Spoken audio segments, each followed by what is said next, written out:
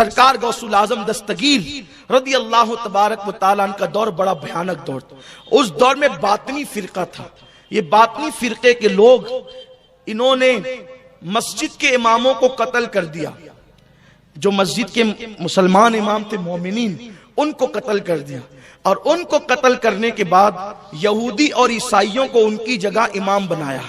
انہوں نے داڑیاں رکھی, بڑی بڑی ٹوپیاں امامے پہنے, اور عربی فارسی قرآن تفسیر پر انہوں نے علوم حاصل کیے, اور وہ مسجدوں کے اندر امام بن گئے. اور جب امام بن گئے تو وہ ہر عنوان پہ تقریر کرتے, لیکن عظمت رسالت پہ تقریر نہیں کرتے. ان کو اصلاح مال بہت پسند تھا, لیکن اصلاح عقیدت ان کو پسند نہیں تھی. عقیدت کی اصلاح ان کو پسند نہیں تھی. اس لیے کہ جو یہودی فکر رکھنے والی قومیں ہیں وہ ہر عنوان پر بولے گی, لیکن عظمت مصطفیٰ پر کبھی نہیں بول سکتی. اس لیے کہ یہود و نصارہ کو پتا ہے جس دن مسلمان عظمت رسالت, عظمت صحابہ, عظمت اہل بیت پر اڑ گیا, اس دن پوری کائنات اس کے قدموں میں زیر ہو جائے گی. اس لیے مسلمانوں کو ہر چیز سے آشنا ہونے دو, لیکن ان کی عقیدے کو آشنا, عقیدے سے ان کو آشنا مت ہونے دو. ان کی عقیدت کو زندہ مت ہونے دو, ان کی عقیدت کو بیدار مت ہونے دو. اس لیے کہ یہ فاقہ کش کہ موت سے ڈرتا نہیں ذرا, روح محمد اس کے بدن سے نکال دو. فکر عرب کو دے کے فرنگی تخیلات, اسلام کو حجاز و یمن سے نکال دو. اقبال کہتے ہیں بجھی آگ عشق کی اندھیر ہے, مسلمان نہیں راک کا ڈھیر ہے. جب تک مسلمانوں کے دل میں عشق مصطفیٰ موجود ہے, مسلمان مسلمان ہے. جس دن اس کے دل سے عشق مصطفیٰ کی آگ بجھ گئی, اب وہ مسلمان نہ رہ گیا, وہ راک کا ڈھیر ہو گیا. راک کے ڈھیر کو آپ ہوا میں اڑا دو, پیروں تلے کچل دو, دریا میں بہا دو, اس کو کچھ بھی کرو, اب وہ کچھ کر نہیں سکتا. اس لیے کہ راک کے ڈھیر میں کوئی طاقت ہی نہیں ہوتی, کوئی قوت ہی نہیں ہوتی. قوت تو اس کو ہوتی ہے جس کے دل میں عشق مصطفیٰ ہوتا ہے. یاد رکھیں شام و یمن کی تباہی کے تانے بانے آج نہیں, ایک صدی پہلے سے بنے جا چکے تھے, بلکہ اس سے پہلے سے بنے جا چکے تھے. اقبال نے کم و بیش ایک صدی پہلے رونا رویا تھا فکر عرب کو دیکھے, فرنگی تخیلات, اسلام کو حجاز و یمن سے نکال دو. ہر بات کی گئی لیکن عشق مصطفیٰ کی بات کبھی نہیں کی گئی, عظمت رسالت کی بات کبھی نہیں کی گئی. ایسا ہی دور آ گیا تھا غوث العظم دستگیر کے وقت میں کہ مسجدوں کے اندر امام اللہ اکبر دنیا دار تھے. یہود و نصارہ کو امام بنا کر کے رکھ دیا گیا تھا. وہ ہر عنوان پر بولتے تھے, لیکن عقیدت پر نہ بولتے تھے, عقیدوں پر نہ بولتے تھے. اور پھر کیا ہوا, جب بولنے والوں کی زبان میں تاثیر بھی تو چاہیے. جب دل میں عشق نہیں تو پھر انسان کس طریقے سے سوچ کی بات کرے گا. تو کیا ہوا, تقریریں تو تھی لیکن روح تقریر نہ تھی, نمازیں تو تھی روح نماز نہ تھی, روزہ تو تھا روح روزہ نہ تھا, زکات دینے کا ایک تھوڑا سا تصور تو تھا لیکن روح زکات نہ تھی. اس کا مطلب یہ تھا فلسفہ رہ گیا, تلقین غزالی نہ رہی, رہ گیا رسم ازاں, روح بلالی نہ رہی. یہی وقت آ گیا تھا جب دلوں کی دنیا اجڑی ہے. اس وقت صوفیاء کرام جلوگر ہوئے ہیں اور انہوں نے تصوف کا رنگ لوگوں کے دلوں پر چڑھایا ہے اور ان کے اندر انقلاب پیدا کیا ہے. غوث العظم دستگیر کا دور وہ خطرناک دور تھا. ایک مسلمان سیٹ اور مالدار کے گھر میں 800 لڑکیاں گانے والی ہوتی تھی, 300 لڑکیوں کے ساتھ زنا کیے جاتے تھے. اگر میری زبان اس خوف سے ڈرتی کہ کسی کی غیبت ہو جائے گی تو میں ان لوگوں کے نام بھی لیتا, لیکن مجھے اس پہ ڈاؤٹ ہے کہ وہ لوگ واقعی مسلمان تھے یا جعلی مسلمان تھے. میں نے پڑھنے میں ابھی اس کی تحقیق نہیں کی, لیکن تاریخ بتاتی ہے اس دور کی تاریخ 5ویں صدی ہجری کی تاریخ. وہ تاریخ کیا ہے پتا ہے, ایک مالدار کے گھر میں 800 لڑکیاں گانے والی, 300 لڑکیوں کے ساتھ زنا. اور وہ لڑکیاں کون ہوتی تھی پتا ہے آپ کو, وہ لڑکیاں اللہ اکبر یہودیوں کی بیٹیاں ہوتی تھی, عیسائیوں کی بیٹیاں ہوتی تھی. وہ مسلم بادشاہوں کو پوری رات شراب پلاتی تھی اور وہ گانے میں مصروف رکھتی تھی. اس لیے کہ تباہ ہونے والی قوم کا انداز ہوتا ہے کہ दौलत के नशे में चूर होकर लोग अपने मजहब को पीठ के पीछे डाल देते हैं,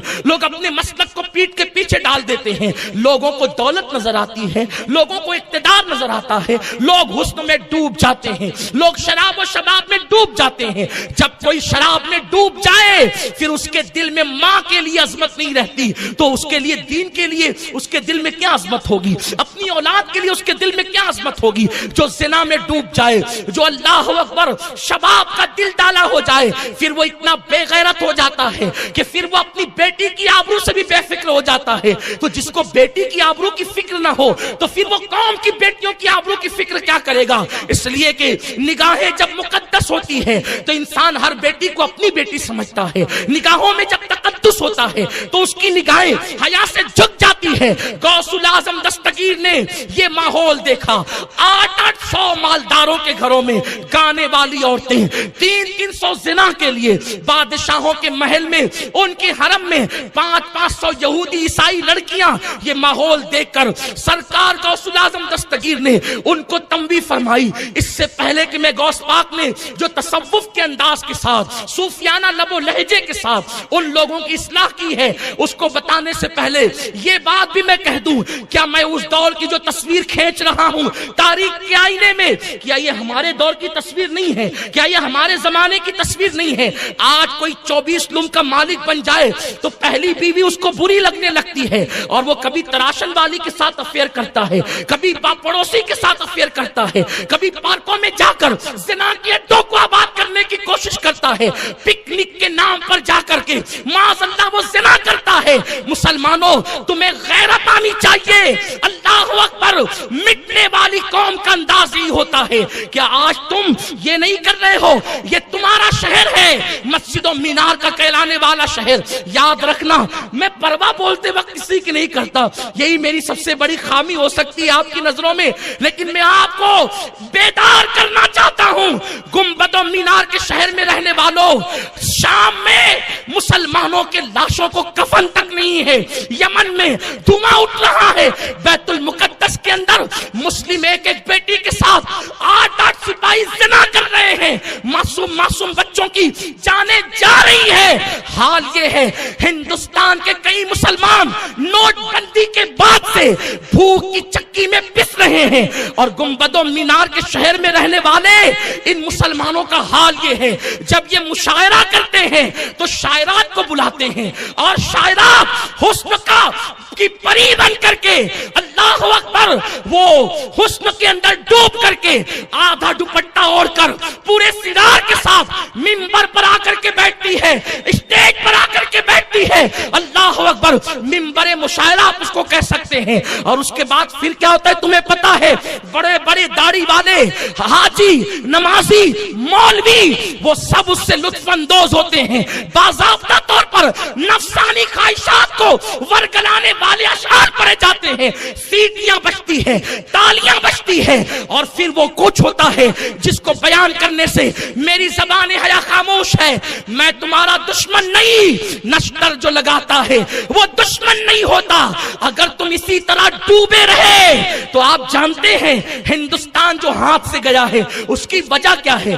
पूरी रात बादशाह वक्त मुशायरों में डूब जाते थे, मुजरे में डूब जाते थे, नचनियों पर पैसे लुटाए जाते थे और फिर हिंदुस्तान मुसलमानों के हाथ से छीन लिया गया। अगर तुम्हारी यही रविश रही तो याद रखना, जो शाम में हो रहा है वो हिंदुस्तान में भी हो सकता है, जो यमन में हो रहा है वो हिंदुस्तान में भी हो सकता है। सूफिया की तालीम ये है, सैयदुत ताइफा जुनैद बगदादी कहते हैं, अगर हो सके तो बकरी के थन पर भी नजर बिला वजह न करना, इसलिए कि जो नजरों की हिफाजत नहीं करते अल्लाह उनसे ईमान की लज्जत को छीन लिया करता है। एक मर्तबा सल्लल्लाहु अकबर, हजरत बायजीद से किसी ने पूछा, ए बायजीद, मुझे नमाज में लज्जत नहीं मिलती। इरशाद फरमाया, शायद तूने किसी जानी का चेहरा देख लिया है इसीलिए तुझे नमाज में लज्जत नहीं मिलती। अगर जानी का चेहरा देखो तो नमाज में लज्जत नहीं मिलती। जो पूरी रात इंटरनेट पर जिना के मनाजिर देखते हो उन्हें नमाज में लज्जत कैसे मिल सकती है? जो पूरी रात गवैयों को देखते हो, नंगा नाच देखते हो, उन्हें नमाज में लज्जत कैसे मिल सकती है? इसीलिए तो नमाज نماز پڑھنا بھاری ہو گئی. یاد رکھو جن کو نماز کی لذت ملی ہے وہ 18 سال کا علی اکبر لٹا کر, 6 مہینے کا علی اصغر لٹا کر, 19 سال کا قاسم لٹا کر, جب لہو لہان ہوتا ہے تو اولاد یاد نہیں آتی بلکہ سجدہ یاد آتا ہے. جن کو نماز کی لذت ملی ہے انہوں نے شان سے عبادت کی ہے. جن کو نماز کی لذت ملی ہے, میرے مولا نے علی مرتضیٰ نے کہا اگر اللہ مجھے کہے کہ جنت میں جا یا 2 رکعت پڑھ تو میں جنت میں جانے پر 2 رکعت کو ترجیح دوں گا, اس لیے کہ جنت میں میری خوشی ہے, 2 رکعت میں میرے رب کی خوشی ہے. جن کو نماز کی لذت مل گئی وہ غوث الاعظم دستگیر عشاء میں وضو کر کے عشاء پڑھتے, اسی وضو سے فجر پڑھتے اور عشاء اور فجر کے درمیان 1000 رکعت نماز پڑھتے. یہ تصوف کیا ہے؟ تصوف کوئی متھرا کا لڈو ہے کہ ہر کسی کو مل جائے؟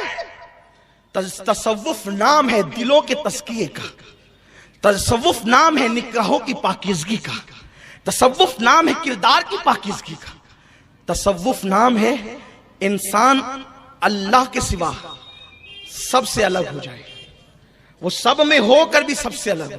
اسی کو صوفیہ کہتے ہیں جلوتوں میں خلوت ہو تو سب کے درمیان, لیکن اس شان سے خلوتوں میں ہو کہ میرے آقا کی بارگاہ میں جناب عائشہ ہی پوچھا کون؟ عائشہ کا من عائشہ. عائشہ کون ہے؟ کہ ابو بکر کی بیٹی عائشہ. کا من ابو بکر. کہ محمد کی بیوی عائشہ. کا من محمد. محمد کون ہے؟ یوں ہے یہ تصوف کی تعبیرات ہے, یہ تصوف کی تشریحات ہے. تم تباہ ہونے والی قوم کا انداز ہی ہوتا. مسلمانوں ہم تباہی کے دہانے پر پہنچ رہے ہیں. سرکار غوث الاعظم دستگیر نے جب دیکھا نا یہ منظر تو پھر آپ منبر پر پہلے نہیں بیٹھتے تھے, اس لیے کہ بغداد کا ہر مولوی خطیب تھا, ہر مسجد کا امام خطیب تھا. غوث پاک خطاب نہیں کرتے تھے. ایک دن حضور علیہ السلام تشریف لائے. بعض لوگ اس کو خواب کا واقعہ کہتے ہیں, لیکن ملا علی قاری نے اس کو عالم بیداری کا واقعہ کہا ہے. توجہ فرمائیں, غوث کی شان یہ ہے کہ غوث الاعظم دستگیر عالم بیداری میں حضور کو بار بار دیکھتے تھے. تو غوث پاک رضی اللہ تعالیٰ کے پاس سرکار تشریف لائے. اب میں بیٹے عبد القادر تم کیوں خطاب نہیں کرتے؟ عبد القادر تم کیوں تقریریں نہیں کرتے؟ عرض کی نانا جان یہ سب لوگ عربی ہیں, بہت پڑھے لکھے لوگ ہیں, اور میں اجمی ہوں. اہل عرب اپنے آپ کو عربی کہتے تھے, ساری دنیا کو اجمی کہتے تھے, چونکہ وہ علاقہ عرب تھا اور ان کو عربی بڑی اچھی آتی تھی. غوث پاک کہتے ہیں میں اجمی ہوں, میں عجم کا رہنے والا ہوں, میں عربی نہیں ہوں. تو سرکار غوث الاعظم دستگیر کو آقا نے میں تم خطاب کیا کرو. اس کی نانا جان ان کی عربی بڑی اچھی ہے تو میں کیسے خطاب کروں؟ سرکار نے فرمایا منہ کھولو. غوث پاک نے منہ کھولا. 7 مرتبہ حضور نے غوث الاعظم دستگیر کے منہ میں تھوکا, اپنا لعاب ڈالا, اور میں اب خطاب کرنا. حضور علیہ الصلوۃ و تسلیم ہٹے تو مولا علی تشریف لائے. کہا بیٹے اپنا منہ کھولو, اور 6 مرتبہ مولائے کائنات نے ان کے منہ میں لعاب ڈالا. سبحان اللہ. غوث پاک نے کہا دادا جان, اس لیے کہ غوث پاک کے علی مرتضیٰ دادا بھی ہے اور نانا بھی ہے, اس لیے کہ ان کی امی حسینی سید ہے اور ان کے ابا حسنی سید ہے. سبحان اللہ. سبحان اللہ. تو نانا بھی ہے, دادا بھی. کہا دادا جان آپ نے 7 بار کیوں نہیں کیا, آپ نے 6 بار کیوں کیا؟ تو عرض کی بیٹے ادب کی وجہ سے, کیونکہ سید الانبیاء نے 7 مرتبہ ڈالا ہے, میں 7 مرتبہ ڈالتا تو لوگ برابری کا تصور کرتے ہیں. مجھے برابری گوارا نہیں ہے, کیونکہ غلام غلام ہوتے ہیں, آقا آقا ہے. توجہ کریں, جب علی نبی کی برابری نہیں کرتا, کیا بات ہے, واہ واہ, سبحان اللہ. جب مولا نبی کی برابری نہیں کرتا تو مولوی کو حق کیا ہے کیا نبی کی بات ہے, واہ برابری واہ, کرنے کا؟ سبحان اللہ. غوث الاعظم دستگیر سے فرمایا 6 بار اس لیے ڈالا. سرکار غوث پاک نے دیکھا کہ بہت لوگ بگڑ گئے تو ان کو سواریں کیسے. تو سوارنے کے لیے غوث پاک جو بہت شدت تھے, بادشاہوں کی ذرا رعایت نہیں کرتے تھے. بادشاہوں کو کیا کہتے تھے؟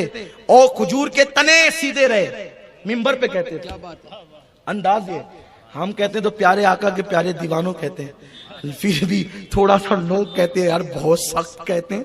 غوث پاک کہتے تھے او کھجور کے تنے سیدھے رہے ورنہ تجھے قتل کر دوں گا. یہ ان کی شان تھی نا, یہ ان کی شان تھی. اور بڑے بڑے بادشاہ لرز جاتے تھے. ایک مرتبہ بادشاہ نے غوث الاعظم دستگیر کو مینج کرنے کے لیے اس لیے کہ مالدار اہل زبان کو مینج کرنا چاہتے ہیں، ہے نا؟ مینج کرنا سمجھتے ہیں آپ؟ توجہ آپ میری طرف رکھیں، میں اپنی گفتگو غوث پاک کی طرف لے جا رہا ہوں، تصوف کے ساتھ کیسے انقلاب برپا کیا۔ مالدار لوگ اہل زبان کو خریدنا چاہتے ہیں، بولنے والوں کو تو مینج کرتے ہیں، کیا کچھ لے لو دے دو، جو کرنا ہو کر لو، چلو ہمارے خلاف نہیں بولو۔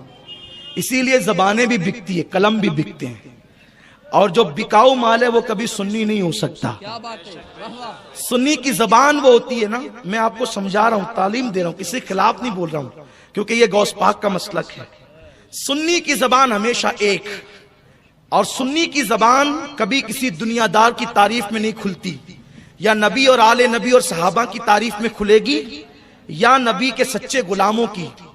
اسی لیے تو اعلیٰ حضرت کہتے ہیں دہن میں زبان سبحان اللہ، تمہارے سبحان لیے، اللہ، سبحان بدن میں ہے جان تمہارے لیے، ہم آئے یہاں تمہارے لیے، اٹھے بھی وہاں تمہارے لیے۔ میرے امام کو ایک نواب نے مینج کرنا چاہا، ذرا میری شان میں بھی کوئی قصیدہ لکھ دے، بڑا نواب تھا نا وہ، میری شان میں بھی کوئی قصیدہ لکھ دیں۔ اعلیٰ حضرت نے قلم ضرور اٹھایا لیکن قصیدہ نہیں لکھا، نعت لکھی، اور کیا لکھا؟ وہ کمال حسن حضور ہے واہ واہ، کہ سبحان گمان اللہ، نقص سبحان جہاں نہیں، یہی پھول خار سے دور ہے، یہی شمع ہے کہ دعا نہیں، کروں تیرے نام پہ جاں فدا، نہ بس ایک جاں دو جہاں فدا، دو جہاں سے بھی نہیں جی بھرا، کروں کیا کروڑوں جہاں نہیں، کروں مدح اہل کیا دول بات ہے، رضا، سبحان اللہ، سبحان اللہ۔ کروں مدح اہل مدح اہل۔ ابھی الیکشن آ رہا ہے آپ کے شہر میں، دیکھو کتنی زبانیں بکے گی،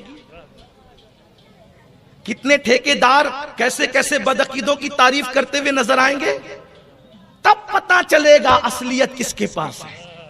اعلیٰ حضرت کہتے ہیں کروں مدح اہل دول رضا، پڑے اس بلا میں میری بلا، میں گدا ہوں اپنے کریم کا، میرا دین پا رہے نام، حق ہے، واہ واہ، سبحان اہل حق کو ہمیشہ کانٹے کی طرح دیکھا گیا، کیونکہ حسین اعظم کے یزید پیر تک چومتا اگر حسین بک جاتے، لیکن مولا حسین جانتے تھے پیر چموانے میں فضیلت نہیں ہے، باطل کے سامنے استقامت کا پہاڑ بننے میں فضیلت ہے، اور لوگوں کو پتا ہے کہ بہت بکے، نہ کبھی علی کے خون کو خریدا گیا ہے، نہ خریدا جا سکتا ہے۔ سبحان اللہ، سبحان اللہ۔ یہ خاص بات ہے، اور جو علی سے وابستہ ہو گئے ان کو بھی خریدا نہیں جا سکتا۔ اسی لیے تو ابھی صوفی ملت جو اشارہ کر رہے تھے، انجمن سرکار مفتی اعظم کا نام جس مفتی اعظم سے ہے، وہ حضور مفتی اعظم کی شان یہ ہے، جب حکومت نے نسبندی کی اور لوگوں نے کہا حضرات حکومت کا فیصلہ ہے، آپ کی زبان بول رہی تھی، اس لیے کہ کوئی ولی کب تک نہیں بنتا جب تک غوث الاعظم نہ چاہیں۔ غوث الاعظم چاہتے ہیں تو علی کی بارگاہ میں فائل بھیجتے ہیں، حق ہے، حق ہے، واہ واہ، ولایت کی فائل چلتی ہے۔ کیا بات ہے، یہ آپ کو شاید پتا نہیں ہے، پہلے فائل غوث الاعظم کی بارگاہ میں آتی ہے، یہ اب تمہاری طرح نہیں ہوتی جو آپ اپنی نہ سمجھو اس کو۔ اللہ والوں کے معاملات کو اپنے پہ قیاس نہیں کریں، صرف سمجھانے کے لیے بولا جاتا ہے، ورنہ وہ فائل کیسی ہوتی ہے جب اس منزل میں جاؤ گے تو دیکھو گے۔ غوث پاک اس پہ اپنی مہر لگاتے ہیں، پھر وہ مولا علی کے پاس جاتی ہے، جب تک علی نہیں لگاتا نا اس وقت تک کوئی ولی نہیں بنتا۔ واہ واہ، سبحان یہ ہے ولایت، جس کے گھر سے ولایت تقسیم ہوتی ہے وہ خاندان علی ہے۔ ہاں تو اور جو علی سے منسلک ہو گئے ان کو بھی خریدا نہیں۔ کیوں خریدا نہیں جا سکتا؟ میرے دادا مرشد حضور مفتی اعظم نے فرمایا حکومت کی بات کرتے ہو، حکومت بدل جائے گی، بریلی کا فتویٰ نہیں بدلے گا۔ سبحان اللہ، سبحان اللہ۔ لوگ تقریریں بھی کرتے ہیں سنیوں کو لبھانے کے لیے کہ مفتی اعظم نے دیکھو کیسا فتویٰ دیا۔ مفتی اعظم نے یہی تھوڑی فتویٰ دیا، مفتی اعظم نے تو یہ بھی دیا نا کہ گستاخ رسول کافر ہے۔ حق ہے، آپ کو نسبندی کے خلاف فتویٰ نظر آ گیا، آپ کو نسبندی کے خلاف فتویٰ نظر آ گیا، وہ فتویٰ آپ کو نہیں دکھا؟ کیا بات ہے، میری واہ واہ، یادداشت خدا نے بہت مضبوط کی اللہ نے۔ بہت اچھا ہے، واہ ہاں واہ، مجھے سبحان یاد اللہ، ہے۔ سبحان سنیو بن پیندے کے لوٹے مت بنو کبھی بھی، ہاں یہ ہنسنے کی بات نہیں ہے، سنی بنو سنی، دو رنگی چھوڑ دے یک رنگ ہو جا، سراسر موم یا پھر سنگ ہو جا، یک گیر محکم بگیر۔ اور سن لو سنیوں، اگر تم نے سچے دل سے نبی اور علی کا دامن پکڑا ہے، غوث العظم اور صحابہ کا دامن پکڑا ہے، خدا کی قسم تم قیامت تک کسی کے محتاج نہیں ہو، اس لیے کہ غوث العظم نے فرمایا میرا مرید مشرق میں ہو اور میں مغرب میں ہوں اور مجھے مدد کے لیے پکارے تو میں اس کی مدد کے لیے پہنچ جایا کرتا ہوں۔ فرماتے ہیں میرے مرید کو ٹھوکر لگتی ہے اور وہ گرنے والا ہوتا ہے تو میں اس کا ہاتھ پکڑ کر اس کو گرنے سے بچا لیا کرتا ہوں۔ اسی لیے میرا امام کہتا ہے حکم نافذ ہے تیرا، خامہ تیرا، سیف تیری، حکم نافذ ہے تیرا، خامہ تیرا، سیف تیری، دم میں جو چاہے کرے دور ہے شاہ تیرا۔ سبحان اللہ سبحان اللہ۔ اس لیے آپ کو عقیدے کے معاملے میں سمجھوتے کی ضرورت نہیں ہے، مضبوط سچے عاشق رسول بن کر رہو۔ کبھی اپنی زبان سے کسی بد عقیدہ کی تعریف نہیں کرنا، کسی گستاخ کے ساتھ سمجھوتا نہیں کرنا۔ تو عرض کر رہا تھا غوث العظم دستگیر فرماتے ہیں او کھجور کے تنے سیدھے رہے ورنہ تجھے قتل کر دوں گا۔ قتل کرنے سے مطلب کیا؟ وہ جانتے تھے ان کی زبان اٹھے گی، یہ قتل نہیں کریں گے۔ فرماتے عزوم قاتل عند القتال، فرماتے میں انتقام لینے والا ہوں، قتل کرنے والا ہوں۔ اشارہ کرنے کی بات ہے بس۔ تو میرے غوث کو بادشاہ نے مینج کرنا چاہا، نذرانہ لے کر آیا۔ ملا علی قاری لکھتے ہیں 10 تھیلی بڑے بڑے، 10 تھیلیاں دینم و دینار سے بھری ہوئی لے کر کے آیا۔ لیجئے حضرت قبول کیجئے۔ غوث پاک نے دیکھا، ان کی نظر تو ان کی نظر تھی نا، نظر فرماتے ہیں اگر میری زبان پر شریعت کی پابندی نہ ہوتی تو جو کھا کے آتے وہ بھی بتاؤں گا اور جو رکھ کر آتے وہ بھی بتاؤں گا۔ میرے گاؤں میں، میرے شہر میں کچھ لوگ ایسے ہیں جن کو 3 طلاق ایک ہی طلاق دکھتی ہے، تو وہ لوگ کہتے ہیں عبد القادر جیلانی صاحب تو ہمارے ہیں نا، کیونکہ ہم بھی رفع دین کرتے تھے وہ بھی رفع دین کرتے، ہم بھی کرتے وہ بھی کرتے تھے۔ میں نے کہا جی سبحان اللہ، اگر رفع دین کرنے سے وہ تمہارے ہو گئے تو پھر بہت اچھی بات ہے نا، بہت اچھی بات ہے۔ اگر رفع دین کرنے سے تمہارے ہو گئے تو غوث پاک یہ کہتے ہیں نا، کیا کہتے ہیں سن، کہتے ہیں کہ جو تو کھا کے آتا ہے وہ بھی جانتا ہوں اور جو تو بچا کے آتا ہے وہ بھی جانتا ہوں، پھر یہ عقیدہ بھی رکھ۔ غوث پاک فرماتے ہیں اللہ اکبر، آپ تو یہ برداشت ہی نہیں کر سکیں گے، آپ نے رفع دین میں ان کو اپنے پالے میں لے لیا، لیکن وہ ایسی ہستی نہیں ہے کہ کوئی کسی کے پالے میں چلے جائے۔ ارے سارے پالے ان کے، قیامت میں بھی جھنڈا لے کر اٹھیں گے، قادری جھنڈا ان کے ہاتھ میں ہوگا۔ ہاں ان کے ہاتھ میں قادری جھنڈا، وہ کیا ہستی ہے تمہیں کیا پتا ہے۔ رسول اللہ موسیٰ علیہ السلام کو ساتھ میں لاتے ہیں اور کہتے ہیں موسیٰ دیکھ اس کو، یہ میرا بیٹا ہے۔ ارے ایسے ہی بیٹوں کا تعارف ہوتا ہے، کس کو؟ موسیٰ علیہ السلام کو لا رہے ہیں۔ آقا موسیٰ دیکھ کے میرا بیٹا ہے، اس جیسا کوئی تیری امت میں ہے تو بتا۔ حضرت موسیٰ نے کہا نہیں یا رسول اللہ، میری امت میں تو ایسا کوئی بھی نہیں ہے۔ ایک مرتبہ میرے غوث خطاب کر رہے ہیں، خطاب کرتے کرتے ہوا میں چلنے لگے۔ یہ تو آپ کو کہانی لگتی ہے نا، لیکن اس کو ملا علی قاری شارح بخاری نے لکھا، محدثین نے لکھا، اس کو ہوا میں چلنے لگے۔ چلتے چلتے کہا اے بنی اسرائیلی رک اور مجھ محمدی کا خطاب میری تقریر سنتے جا۔ جب تقریر ختم ہوگی تو لوگوں نے کہا حضرت یہ آپ نے کس کو روکا تھا؟ فرمایا خضر اڑ کر کے جا رہے تھے تو میں نے ہاتھ پکڑ لیا، ادھر آؤ ذرا میری بھی تقریر سن کر کے جا۔ یہ میرے غوث کا مرتبہ ہے۔ ارے جب غوث ایسا ہے تو علی کیسا ہوگا، علی ایسے ہے تو نبی کیسے ہوں گے، یہی تو بات ہے۔ تو غوث العظم کی بارگاہ میں وہ لے کر کے آیا توڑے دولت کے، کہا یہ قبول کیجئے۔ فرمایا اچھا لائی در لیا اور 2 تھیلی اٹھائی اور اٹھا کر کے اس کو نچوڑا۔ جب نچوڑا نا تو اس میں سے خون ٹپکنے لگا۔ فرمایا اگر مجھے تیرا خیال نہیں ہوتا تو اس کو اتنا نچوڑتا کہ اس خون میں تیرا محل ڈوب جاتا۔ تو لوگوں کا خون لاتا ہے اور خون لا کر کے مجھے تحفے میں پیش کرتا ہے، یہ دولت نہیں ہے، تو لوگوں کا خون چوس کر کے لایا۔ سنیو تحفے بھی دیکھ داکھ کر وصول کیا کرو، حلال ہے کہ حرام ہے، اس لیے کہ ولایت کی منزل یوں ہی نہیں ملتی۔ ولایت کی منزل غوث پاک کہتے ہیں، غوث پاک سے پوچھا اللہ نے یہ مقام آپ کو کیسے عطا کیا؟ تو فرماتے ہیں صدق مقال اور عقل حلال، صدق مقال اور عقل حلال، ہمیشہ سچ بولتا تھا اور حلال کھاتا تھا، اللہ نے مجھے یہ مقام عطا فرمایا۔ آج تو حرام بھی کھا رہے ہیں اور نماز پڑھے جا رہے ہیں، سود کھانے نماز پڑھے جا رہے ہیں، رشوت لے رہے نماز پڑھے جا رہے ہیں، بک رہے ہیں نماز پڑھے جا رہے ہیں۔ نماز پڑھو مولانا سب معاف ہے، ارے پہلے دیکھ تو نماز بھی قبول ہے کہ نہیں؟ تیرے پیٹ میں حلال ہے تب نماز قبول ہے، اور پیٹ میں حلال نہیں تو نماز بھی قبول نہیں۔ جو ایک لقمہ کھائے حرام کا 40 دن تک اللہ اس کی عبادت قبول نہیں کرتا، اور تو کیا ہے جو منہ میں آ رہا ہے کھاتا جا رہا ہے، جو ہاتھ میں آ رہا ہے کھاتا جا رہا ہے. اس لیے لوگوں اپنی عقیدے کی حفاظت کرو. پھر غوث الاعظم دستگیر نے کیسی حفاظت کی؟ سنیت کی. آپ نے تقریریں کی. بس اسی پہ گفتگو ختم کر رہا ہوں، سمیٹ رہا ہوں گفتگو کو. کیا انقلاب برپا کیا جب غوث پاک کے منہ میں حضور نے لعاب ڈالا، علی مرتضیٰ نے لعاب ڈالا. اب غوث پاک خطاب کرتے ہیں، فرماتے ہیں جب میں پہلے تقریر کرتا تھا نا تو میری تقریر میں 4 لوگ بیٹھتے تھے، 5 لوگ بیٹھتے تھے. جب حضور نے لعاب ڈالا نا میرے منہ میں اور مولا علی نے ڈالا تو اس وقت میں تقریر کر رہا تو پوری مسجد بھر گئی. پھر مسجد سے میں عیدگاہ میں چلا گیا، پھر بھی عیدگاہ بھر گئی. پھر اس کے بعد بڑی عیدگاہ میں گیا اور 70 ہزار کا مجمع ہوتا. میرے غوث کی محفل میں 70 ہزار کا مجمع اور 400 لوگ صرف لکھنے کے لیے بیٹھتے، کیونکہ اس وقت ریکارڈنگ کا سسٹم نہیں تھا نا، تو تقریریں ضائع نہ ہو لکھنے کے لیے بیٹھتے. اس میں جنات بھی آتے. ایک مرتبہ اس دور میں کسی نے جنات کا عمل کیا، وہ آیا نہیں، دیر ہوئی تو اس نے کہا جنات نے اس ٹائم نہیں بلایا کرنا. کہا کیوں؟ کہا اس وقت ہم غوث پاک کی محفل میں ہوتے، آئندہ آئیں گے نہیں. تو کہا تم لوگ بھی جاتے ہو غوث پاک کی محفل میں؟ کہا انسانوں سے زیادہ جنات کی محفل ہوتی.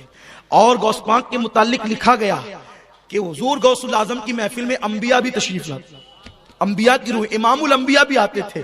انشاءاللہ ابھی یہ محفل چلتی رہے گی. ابھی 9 تاریخ کو بھی پروگرام ہوگا نا اپنا، تو اس میں ہم نے ایک عنوان چنا ہے 11ویں شب کے لیے، غوث پاک کے متعلق کس نے کیا کہا.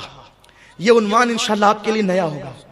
کس نے کیا کہا، اللہ سے لے کر انشاءاللہ مجدد اعظم تک جس کے اقوال ہیں، جس کے فرامین ہیں، ہم نے اس کو جمع کرنے کی کوشش کی ہے. اور یہ ایک حسین عنوان ہے کہ غوث پاک کے متعلق ہم کہتے تو لوگوں کو لگتا ہے مبالغہ کر رہے ہیں. کس نے کیا کہا انشاءاللہ یہ بات آپ 11ویں شب میں سنیں گے. کہاں سنیں گے؟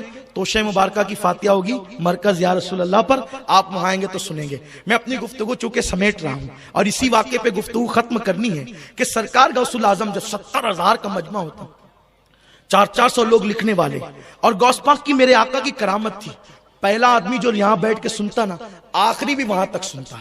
تو غوث پاک کی جب محفل میں 70 ہزار آئے تو جتنے خطیب تھے بیچارے سب کی محفلیں سونی پڑ گئی. تو سونی محفل پڑی تو ان کو ہونے لگی تکلیف. وہ غوث پاک کے متعلق بکواس کرنے لگے، کچھ کہنے لگے، الزام لگانے لگے غوث پاک کے تعلق سے.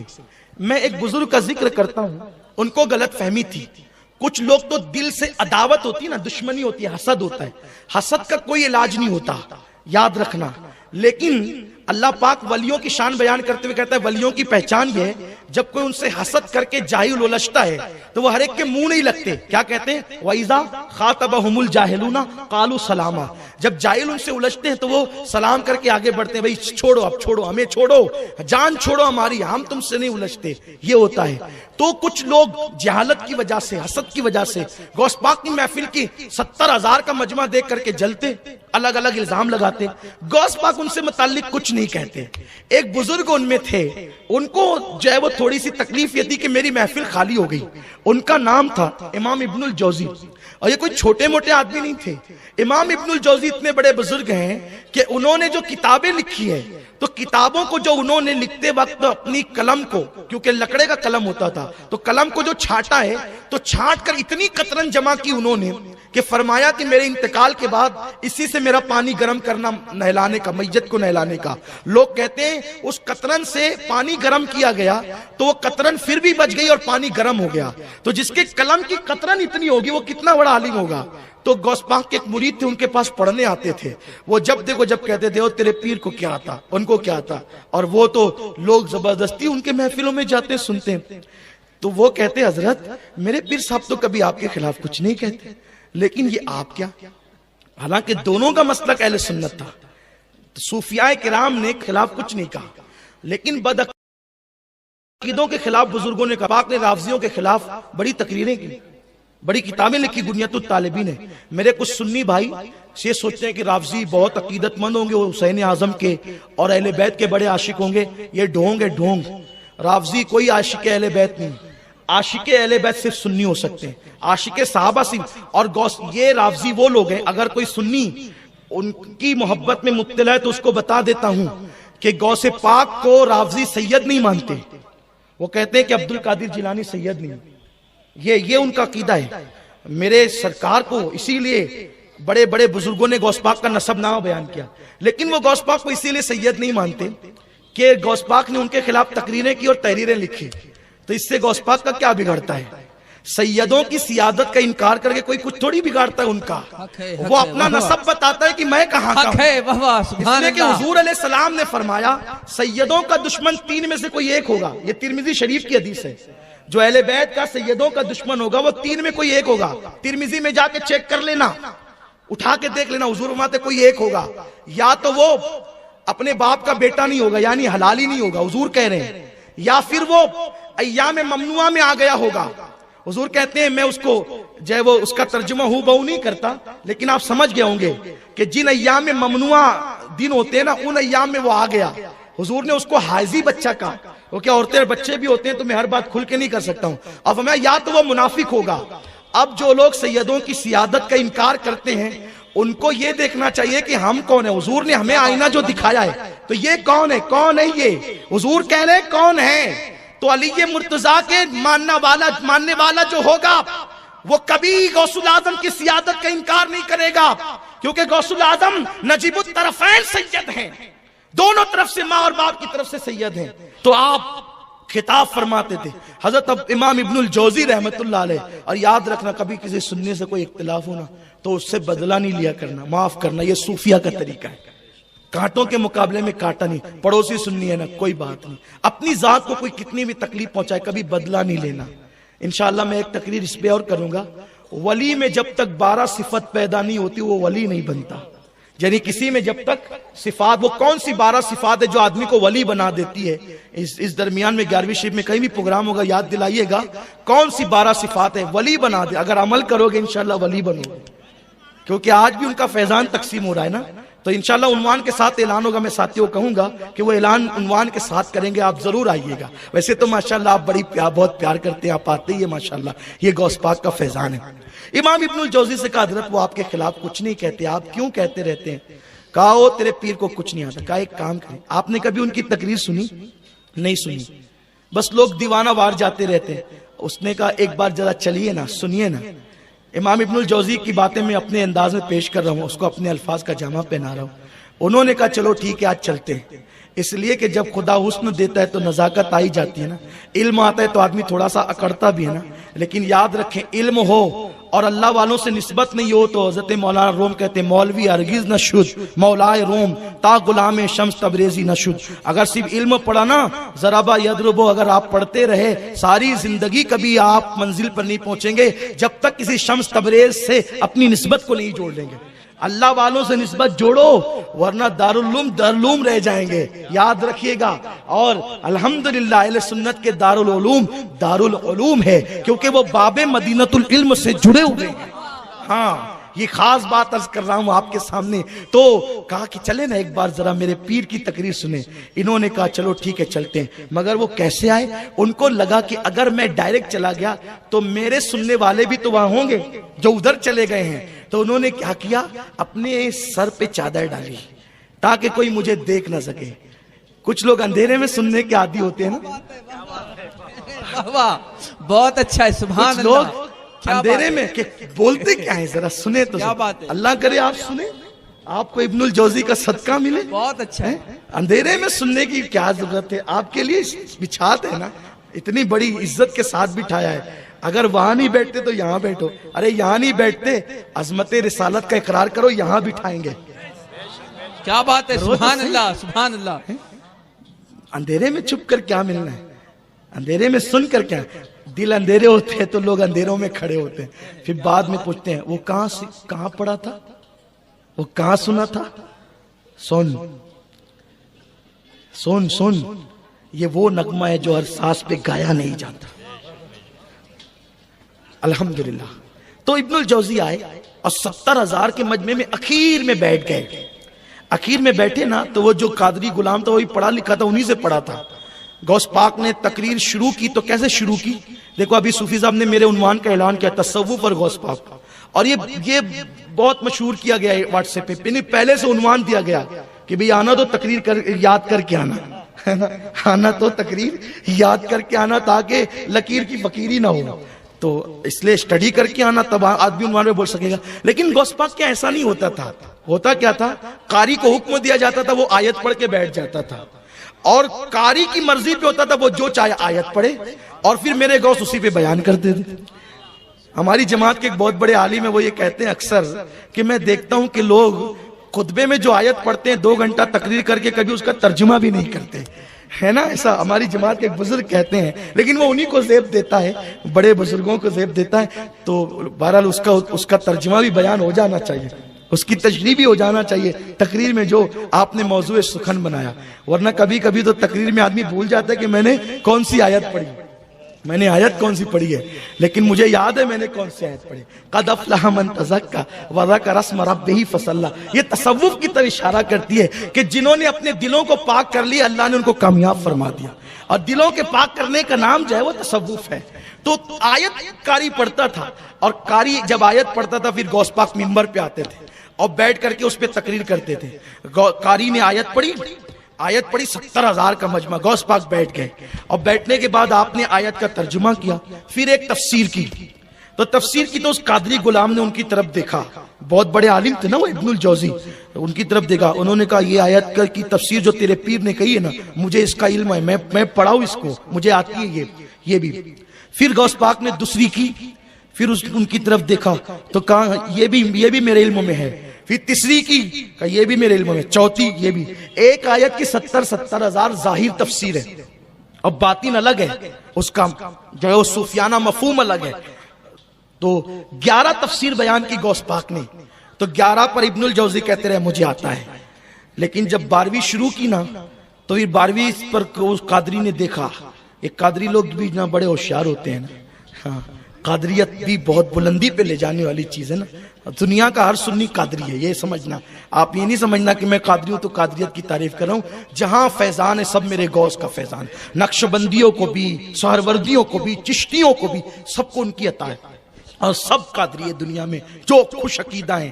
تو سرکار غوث العظم دستگیر کے قادری مرید نے دیکھا 12ویں پہ تو ان کی گردن جھکی, 13ویں پہ اور جھکی, 14ویں پہ اور جھکی. بعض لوگوں نے کہا 21 تفسیر بیان کی, اور ملا علی قاری فرماتے ہیں 40 تفسیر بیان کی. 11 پر ابن الجوزی رک گئے, اور ان کے علم سے 29 تفسیریں غوث پاک نے زیادہ بیان کی.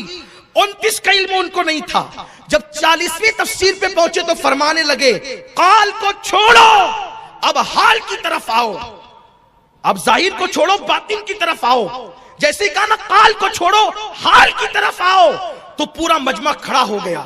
کسی نے کپڑے پھاڑے, کوئی رونے لگا, کوئی بے ہوش ہو گیا, کوئی زمین پہ گر گیا, کسی کا انتقال ہو گیا. وہ قادری دیکھنے لگا ابن الجوزی کہاں ہے, تو ابن الجوزی وجد میں آ کر, یہاں پگڑی اچھلتی ہے اسے میخانہ کہتے ہیں, ابن الجوزی وجد میں آ کر اپنے کپڑوں کو پھاڑ دیتے ہیں, اور اس کے بعد 70,000 کا مجمع چیرتے ہوئے غوث پاک کے قدموں کو پکڑ لیتے ہیں. وہ قادری ڈھونڈ رہا تھا کہاں ہے, جب دیکھا تو وہ غوث پاک کے قدم پکڑ کے کہتے ہیں حضرت معاف کر دیجئے, اور مجھے اپنے مریدوں میں اور شاگردوں میں شامل فرما لیجئے. یہ غوث العظم دستگیر کی شان ہے. اسی لیے میرے امام نے فرمایا سر بھلا کیا کوئی جانے کہ ہے کیسا تیرا, اولیاء ملتے ہیں آنکھیں وہ ہے تلوا تیرا. اللہ میں آقاؤں کی غلامی میں رکھے, اور ہمیں اللہ تعالیٰ اہل سنت کے سچے